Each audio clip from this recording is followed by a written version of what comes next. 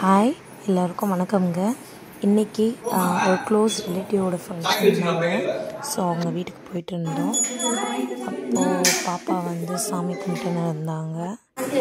அப்புறம் வினிஷாவை அவங்க பாட்டி வந்து ஜாலியாக விளையாட வச்சுருந்தாங்க, என்டர்டைன்மெண்ட் பண்ணிட்டு இருந்தாங்க. சுற்றி சுற்றி விளையாடிட்டு பசங்க. ஸோ இவங்கெல்லாம் வந்து வினிஷாவுக்கு அண்ணன் மாதிரி. ஸோ ஜாலியாக விளையாடிட்டு இருந்தான். அந்த வண்டியில் அவன் ஓட்டிகிட்டு போவோம், பின்னாடி உட்காந்து சிரிச்சுட்டு என்ஜாய் பண்ணிட்டு போயிட்டு இருந்தான். அப்புறம் இது வந்து வினிஷாவுக்கு இன்னொரு அண்ணா, செகண்டு. ஸோ அண்ணா மாதிரி இவங்களும் விளையாடிட்டு சண்டை போட்டு சின்ன சின்ன சேட்டைகள் பண்ணிவிட்டு குழந்தைங்கனாலே என்ஜாய்மெண்ட்டு தானே. ஸோ அவனோட டாய்ஸ் கொடுக்க மாட்டேன்னு சொல்லிட்டு வினிஷா கிட்ட சண்டை போட்டுருந்தான். வினிஷா வந்து பார்த்துட்டு இருந்தாங்க. நெக்ஸ்ட்டு அப்புறம் இவங்க தான் வினிஷாவோட பாட்டி, இவங்க பெரிய பாட்டி. இவங்கெல்லாம் வந்து சித்தப்பா தாத்தா இவங்கெல்லாம் வினிஷாவுக்கு.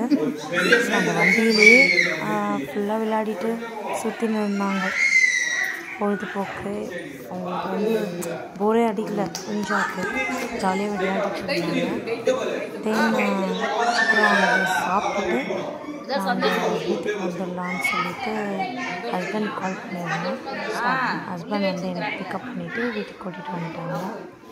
நெக்ஸ்ட்டு வினிஷா வந்து இது மாதிரி டாய்ஸ்லாம் ஏறி விளையாடிட்டு இருக்கணும்னு சொல்லிட்டு என்ஜாய் பண்ணிட்டு இருந்தாங்க. குட்டி குட்டி பசங்களை பார்த்தா பசங்களுக்கே ரொம்ப ஜாலியாக இருக்குங்க. அந்த குழந்தைங்க விளையாடும் போது அவங்களுக்கு பேச்சு திறன் அதிகரிக்கும்,